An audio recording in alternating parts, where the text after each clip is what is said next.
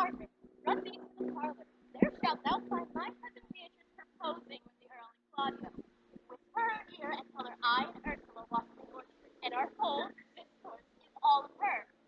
Say that thou overheardst us, and bid her steal into the Grecian bower. There she will hide herself to our purpose.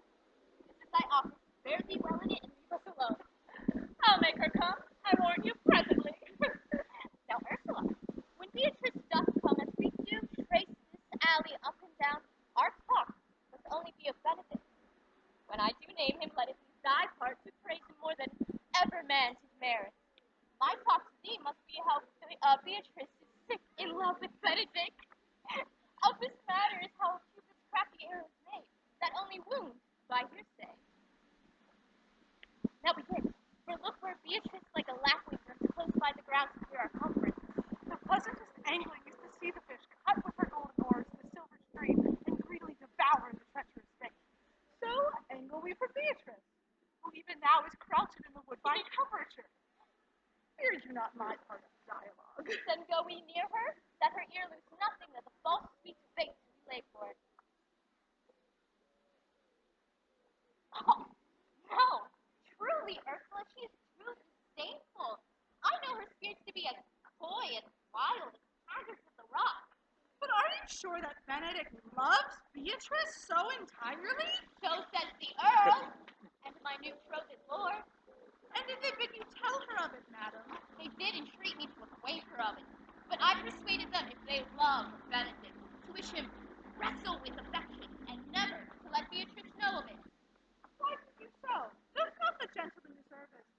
Full as fortunate a bed as ever Beatrice should couch upon. Oh, God of love, I know he doth deserve as much as may be yielded to a man, but nature never framed a woman's heart of prouder stuff than that of Beatrice. Disdain and scorn like sparklings in her eyes, despising what they look on. And her wit values itself so highly that to her all matter else seems weak.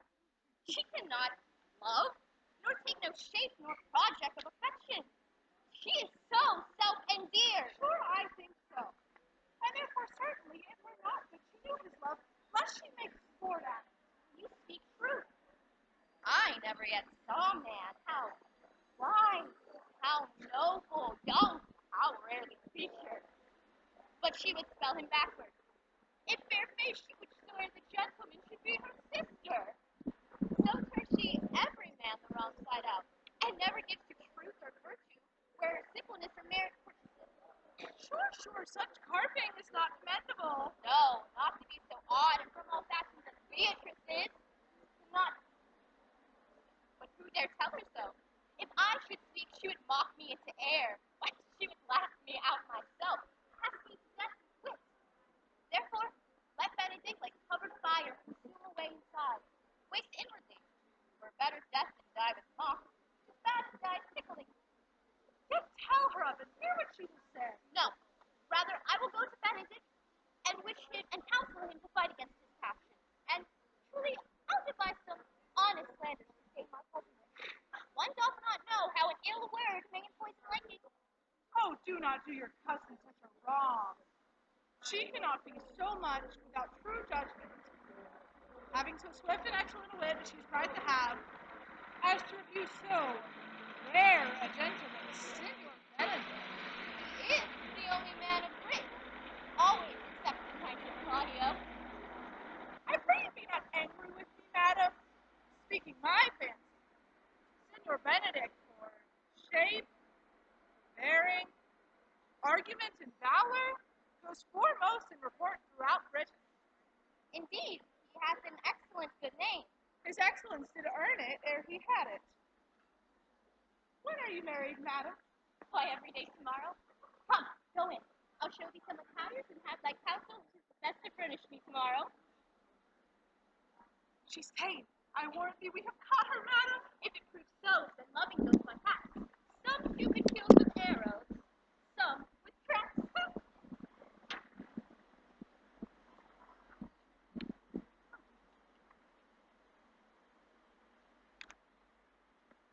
What fire is in mine ears? Can this be true? Stand I condemned for pride and scorn so much. Condemned, farewell. And maiden pride, adieu. No glory lives behind the back of such. And Benedict, love on, I will requite thee, taming my wild heart through thy loving hand. If thou dost love, my kindness shall recite thee, to bind our loves up in a holy band. For others say thou dost deserve, and I believe it, better than reporting thee.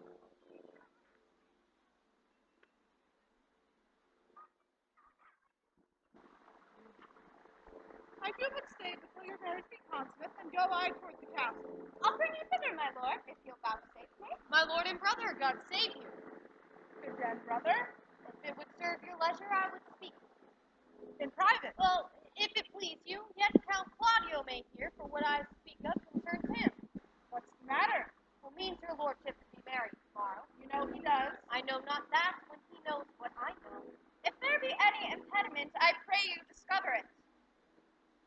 You may think I love you not, and let that appear hereafter by that which I now will manifest. For my brother, I think he holds you well and in dearness apart, hath effect on this ensuing marriage, surely, suit ill spent and labor ill bestowed. Why? What's the matter? I've come hither to tell you, and circumstances shortened, that the lady hath been a long talking of. The lady is disloyal. Who? Hero? Even she, Leonardo's hero, your hero, every man's hero. Disloyal! That good word cannot paint outward wickedness. Go but with me tonight and look out her chamber window, and see it entered even the night before her wedding day. If you love her then, tomorrow wed her. And it would better fit your honor to change your mind. May this be so? I will not think it. If you trust not what you see, that's not that you know. If you will go but with me tonight, I will show you enough, and then when you have seen more and heard more, proceed accordingly. If I see anything there tonight, why I should not marry her tomorrow in the congregation where I shall wed, there I will shame her. And as I wooed for thee to obtain her, I shall join with thee to disgrace her. I will disparage her no further until you two be my witnesses tonight. But till then, bear it coldly, and let the issue show itself out.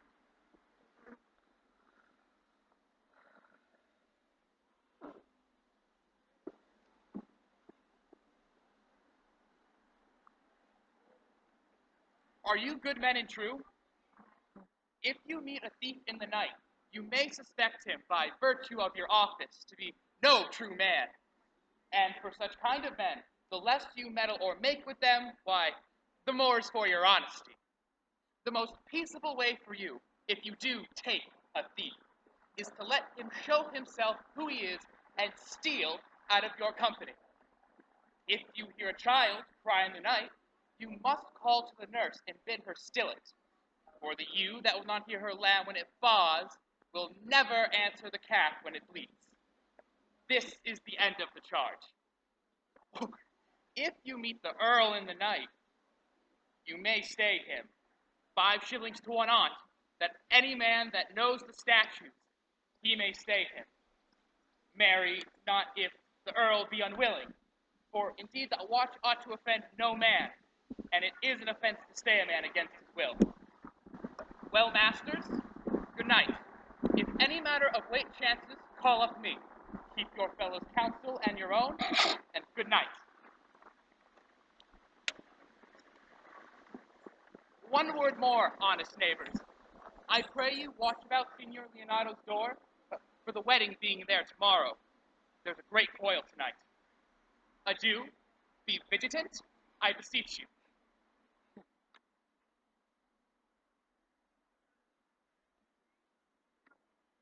What, Conrad? Conrad, I say! Here, man, I'm at thy elbow. I tell this tale of violence. I should first tell thee how the Earl and Claudio and my master, planted, placed, and possessed by my master Don John, saw afar off in the orchard this amiable encounter. And thought they Margaret was hero? 2 of them did, the Earl and Claudio. But the devil, my master, knew she was Margaret, and partially by his oaths which first possessed him, and partially by the dark night which did deceive him, and chiefly by my villainy, which did confirm any slander Don John had made. Away went Claudio, enraged, swore he would meet her as he was appointed next morning to the temple, and there, before the whole congregation, shame her for what he saw overnight, and send her home again without a husband. I charge thee in the Earl's name. Stand! Call up the right master constable. I have indeed recovered the most dangerous piece of lechery that has ever been known in the Commonwealth. Never speak! I charge thee in the Earl's name, let us obey you to come with us. Will be a goodly commodity, being taken up by these men's bills. A commodity in question, I warrant you. Come, we'll obey you.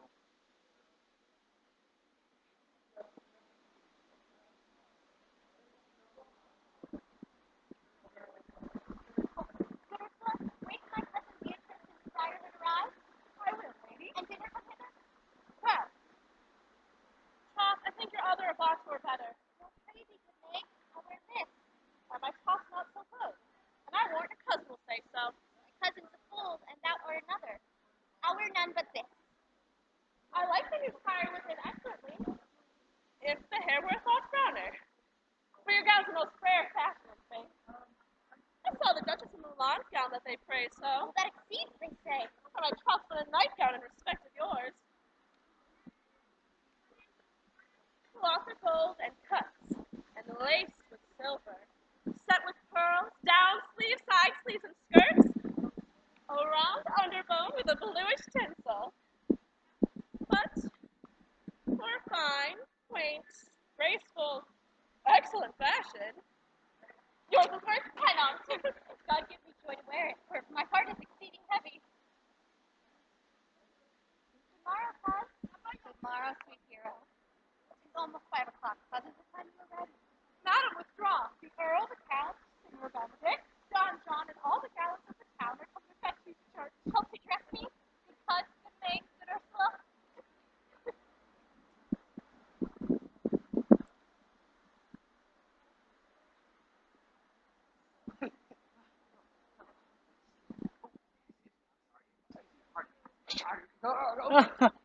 Okay. What would you with me, honest neighbor? Marry, sir, I have some confidence that discerns you nearly. Be brief, I pray you, for as you see, it is a busy time with me.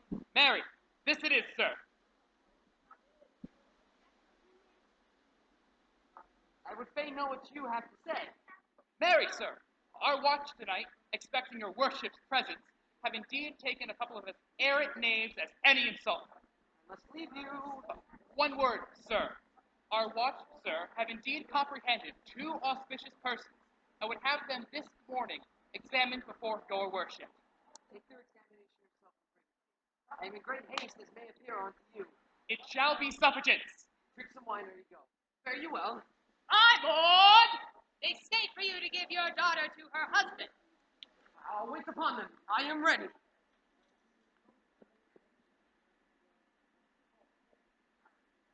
Come, Friar Francis. Be brief.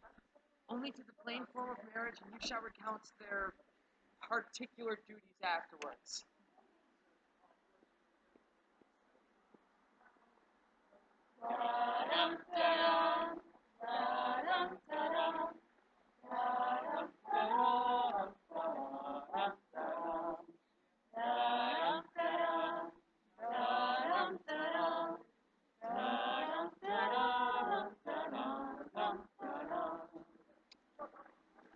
You come hither, my lord, to marry this lady? No, To be married to her, Friar. Come to marry her. Lady, you come hither to be married to this count? I do. If either of you know any inward impediment why you should not be conjoined, I charge you on your soul to utter it. know you any hero? None, my lord. Know you any count? I dare make his answer none. Oh, what men dare to, what men may do, what men daily do, not knowing what they do. Oh, now, with objections? Why, there's something is laughing. Stand thee by, friar. Father, by your leave, do you with free and unconstrained soul give me this maid, your daughter? As freely, sir, as God did give her me. And what have I to give you back whose worth may counterpoise this rich What touches it? Nothing, unless you render her again. Sweet Earl, learn me noble things. There, Leonato, take her back again. Give not this rotten orange to your friend. She's but the sign and semblance of her honor. Behold, how like a maid she blushes there. Oh, with what authority and show of truth and cunning sin cover itself withal. Comes not that blood as modest evidence to witness simple virtue? Would you not swear, all you that see her, she were a maid by these exterior shows?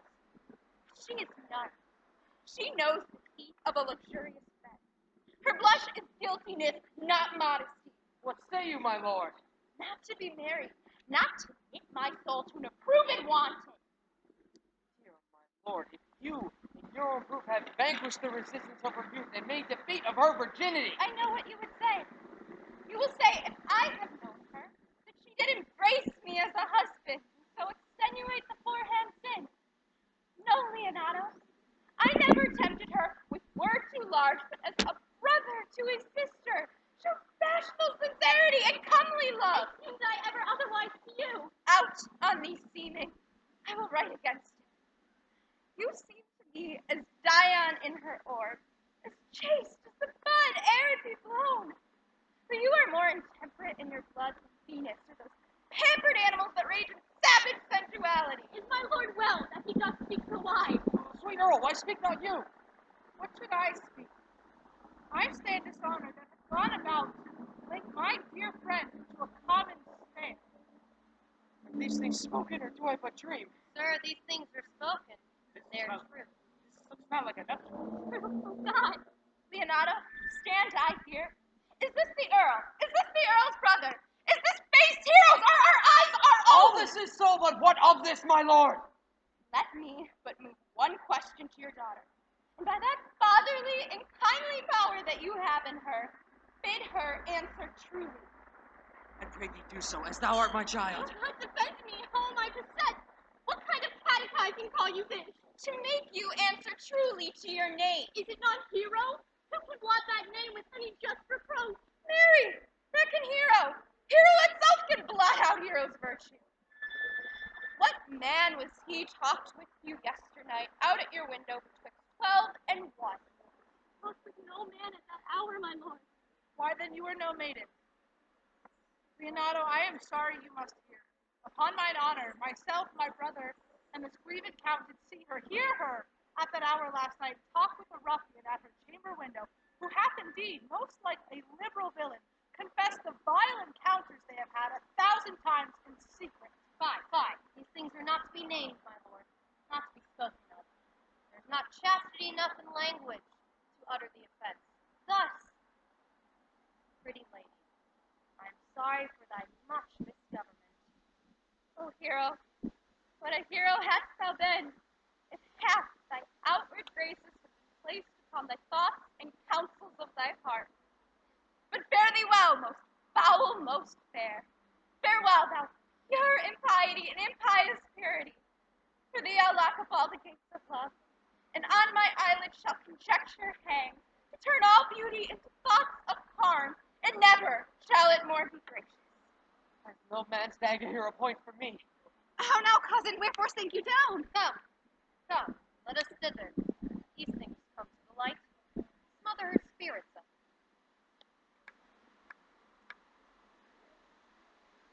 How's up the lady? Dead, I think. Help, uncle. Hero? Why, hero? Uncle, Senior Benedict Friar!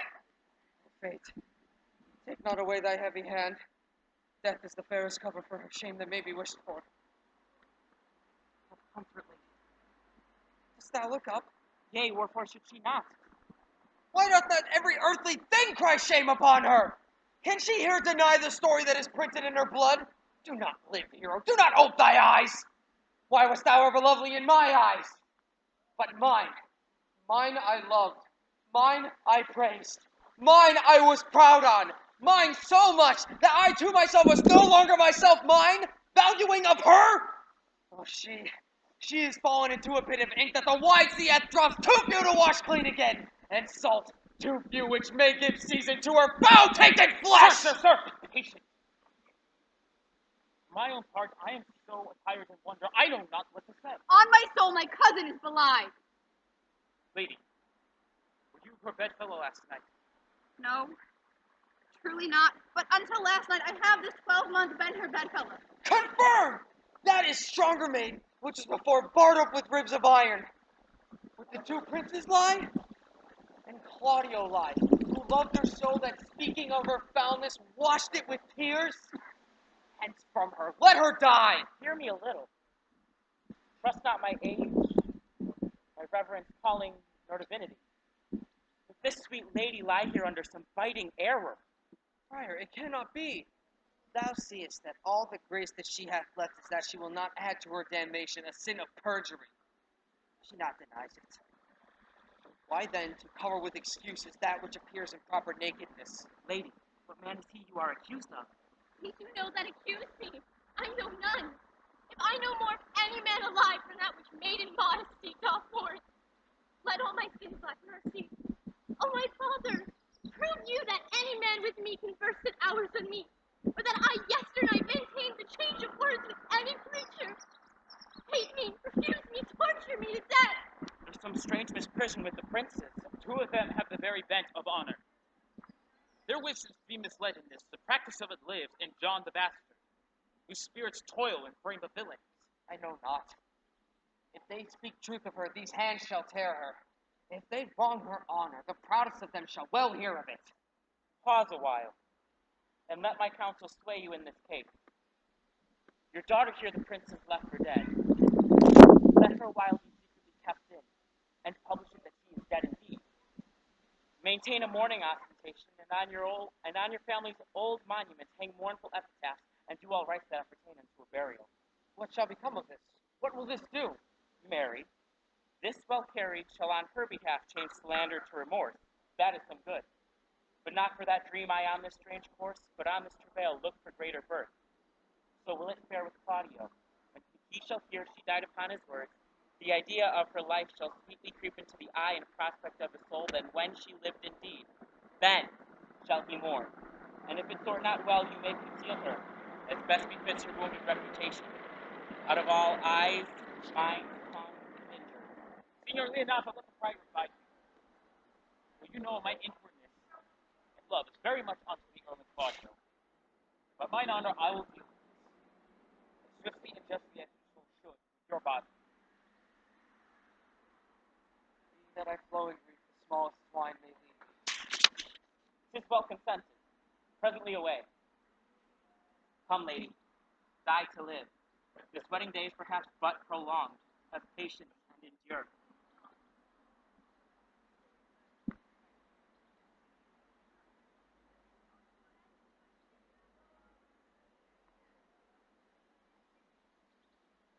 Lady Beatrice, have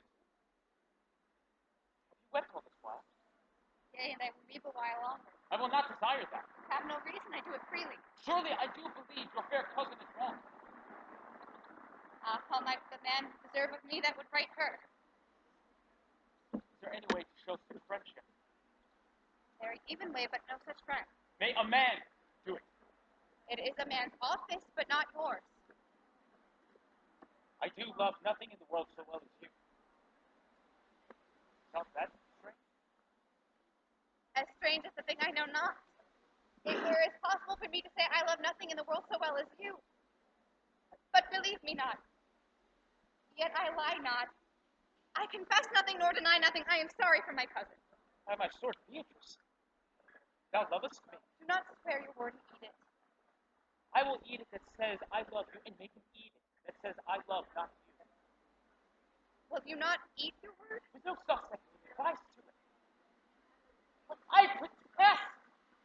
I love thee. Well, may God forgive me. But then what offense would Beatrice? You saved me in a happy hour. I was about to protest that I love you. But then do it with all my heart. I love you with so much of my heart, there is none left to protest. Come. Bid me do anything for thee. Kill Claudio.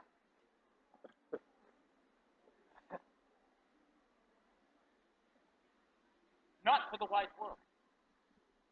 You kill me to deny it.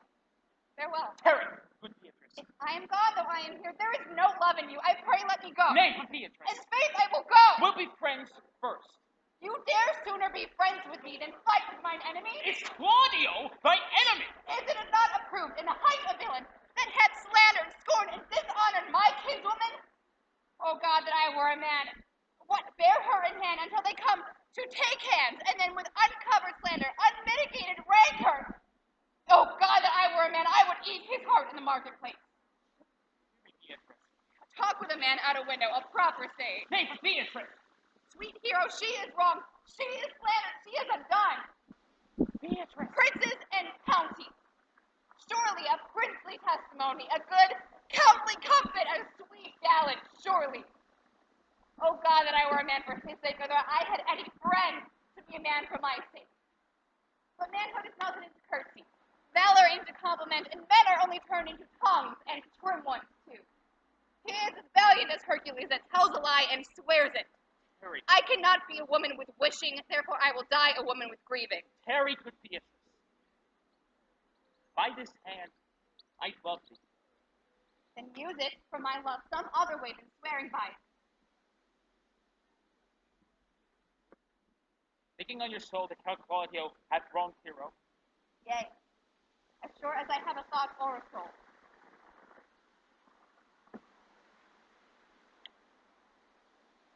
enough. I'm engaged. I will challenge him. By this hand, Claudio shall render me a dear account. And as you hear of me, so think of me. Go comfort your cousin. I will say she is dead. So farewell.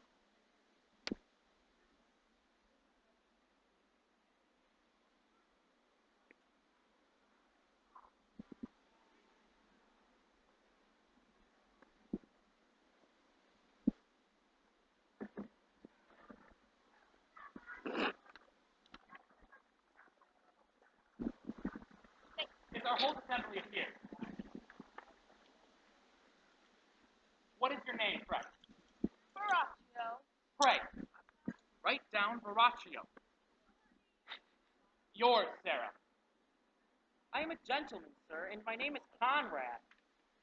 Write down Master Gentleman Conrad. Master, do you serve God?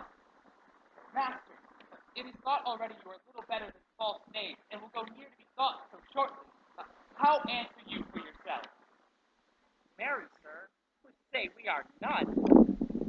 A marvelously witty fellow, I assure you. I will go about with him. Come hither, Sarah. A word in your ear, sir. I say to you, it is thought you are false knaves. Sir, I say to you, we are none. Well, stand aside. For God, they are both in a tale. Have you writ down that they are none? You must call forth the watch that are the accusers. Let the watch come forth. Masters, I charge you, in the Earl's name, accuse these men. This man said, sir, that Don John, the Earl's brother, was a villain. Write down John Villain. Why, this is flat perjury. Call the Earl's brother Villain. Master Constable. Pray thee, fellow, peace. I do not like thy look, I promise thee. What hurt you him say out? Marry, that he had received 1,000 pounds of Don John to accuse the Lady Hero wrongfully. Why, flat burglary as ever was committed. What else, fellow? That Count Claudio did intend, by his word, to dishonor Hero before the assembly, and not to marry her. Oh, villain, thou will be condemned to everlasting redemption for this. What else? That is That's all. And this is more, masters, than you can deny. The Earl John is this morning secretly stolen away. Hero was in this manner accused, in this very manner refused, and upon the grief of it, suddenly died. Master Constable, what these men be bound and brought to Leonardo, I will go before and show him their examination. Come, let them be opinioned. Away! You are an ass! You are an ass! Dost thou not suspect my place? Dost thou not suspect my years? Oh, that he were here to write me down an ass! But masters, Remember, I am an ass. Though it be not written down, forget not that I am an ass.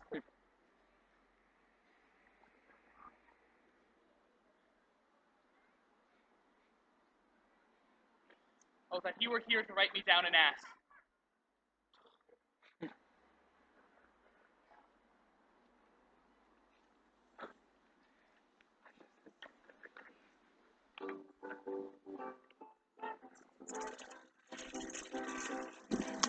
Leonardo and Antonio grieved a long, long time, and challenged Claudio to pay for his crime, for slandering sweet hero's name.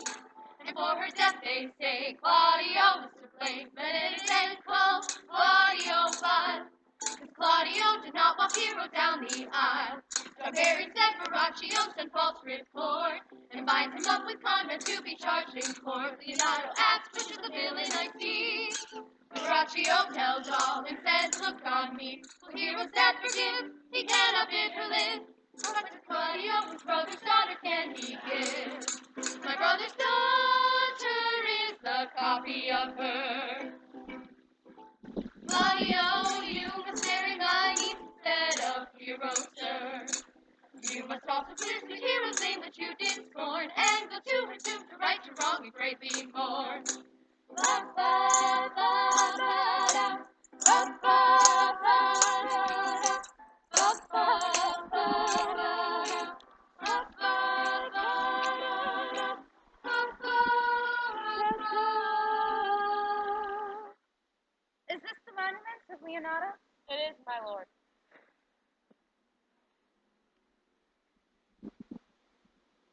Done to death by slanderous tongues was the hero that here lies. Death in guerdon of her wrongs gives her fame which never dies. So the life that died with shame lives in death with glorious fame. Hang thou there upon the tomb, praising her when I am done. Now unto thy bones good night. Dearly will I do this right.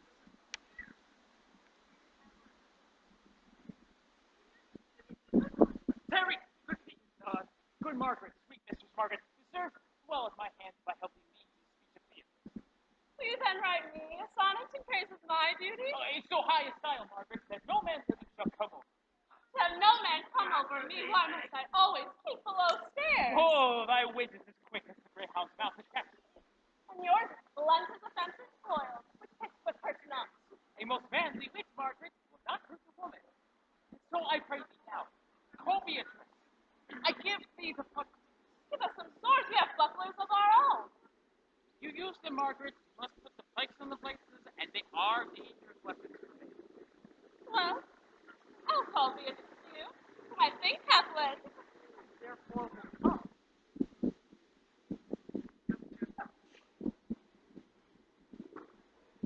Oh, sweet Beatrice, wouldst thou come when I called thee? Yea, Senor, and depart when you bid me. Oh, stay but till then, I pray thee. Tell me now,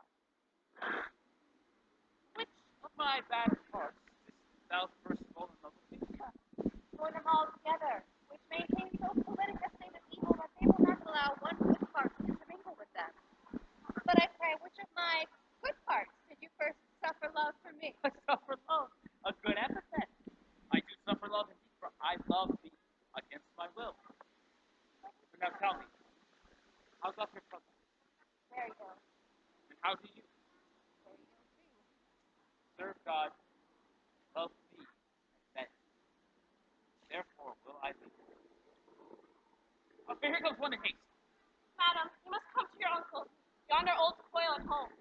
It has proved my lady hero has been falsely accused. The Earl and Claudio might be abused.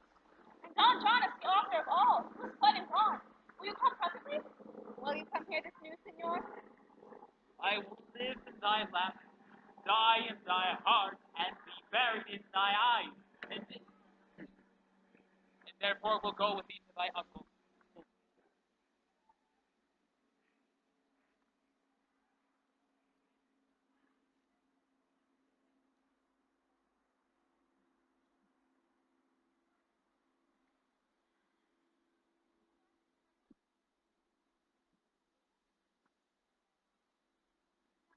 Then I tell you she was innocent. So are the Earl and Claudio who accused her, not the error that you heard debated. Although Margaret was in some fault in this, then again, against her will as it appears in the true form of all the question. Oh, I'm glad all things start so well. Well, so am I. Being else enforced by fate to call young Claudio to a reckoning. Now, my daughter and you gentlewomen all, withdraw to a chamber by yourselves, and when I send for you, come hither mass. Earl and Claudio promise by this hour to visit you. You know your office, brother. You must be father to your brother's daughter and give her to young Claudio.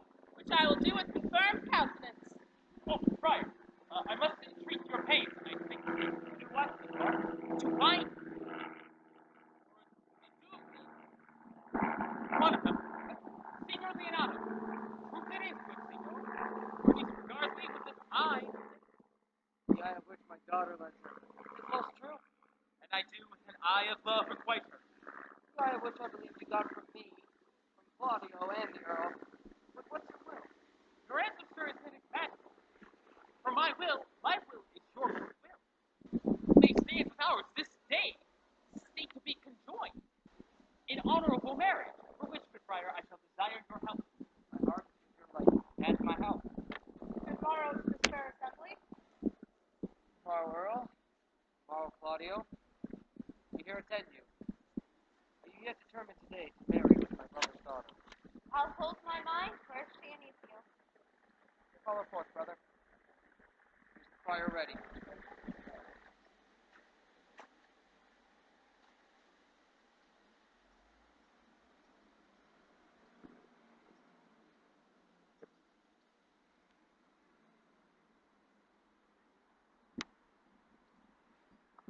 Which is the lady I must seize upon? This same is she, and I do give you her. Why, then she's mine. Sweet, let me see your face. No, that you shall not. You have taken her before this holy friar and swear to marry her. Give me this hand. Give me your hand before this holy friar. I am your husband. You like it. And when I lived, I was your other wife. And when you loved, you were my other husband. Another hero? Nothing certainer. One hero dies defiled, but I do live. And surely as I live, I am a maid. The former hero that is dead. She died, my lord, but whilst her slander lived. All this amazement can I qualify. When after that the holy rites are ended, I'll tell you largely of fair hero's death. Meantime, let wonder seem familiar. To the chapel let us present. Oh, soft and fair friar. Which is Beatrice? I answer to that name. What is your will? Do not you love me? Why, no. No more than reason. Why, then your uncle, the Earl, and Claudio have been deceived, for they swore you did. Do not you love me? Troth, no. No more than reason. Why, then my cousin Margaret and Ursula are much deceived, for they did swear you did. They swore you were almost sick for me. They said you were well nigh dead for me. Tis no matter. Then you do not love me? No. But in friendly recompense. Come, cousin, I am sure you love the gentleman. And I'll be sworn upon that he loves her. For here's a paper, written in his hand, a halting sonnet of his own pure brain, fashioned to Beatrice. And here's another, written in my cousin's hand, stolen from her pocket, containing her affection unto Benedict.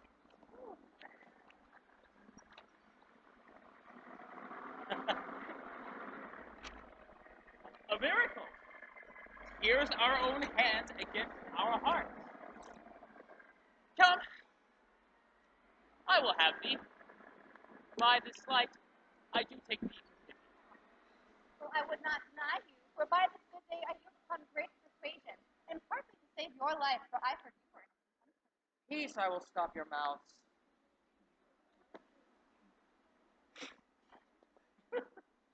How dost thou, Benedict the married man?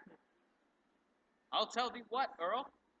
A college of wit crackers cannot love me out of my humor. Dost thou think I care for a satire or an epigram? No. If a man will be beaten with brains, age shall wear nothing handsome about him. In brief, since I do purpose to marry, I will think nothing to any purpose that the world can say against it, and therefore never flouted me for what I have said against it. For man is a giddy thing, and this is my conclusion. For my own part, Claudio, I did think to have beaten thee, but in thou art like to be my kinsman, live unbruised, and love my country. I had well hoped thou wouldst have denied Beatrice, and I might have cudgeled thee out of thy single life to make thee a double dealer, which out of question thou wilt be, if my cousin do not look exceeding merrily to thee. Oh, come, we're friends. Let's have a dance ere we are married, that we may lighten our hearts and our wives' spirits. We'll have dancing afterward. Well, first of my word, therefore play music. Earl, thou art sad. Get thee a wife. Oh, get thee a wife. There is no staff more reverence than one tipped with horn. My lord, your brother John is ta'en in flight and brought with armed men back to Sulcombe. Think not on him till tomorrow. I'll devise these great punishments for him. Strike up, pipers!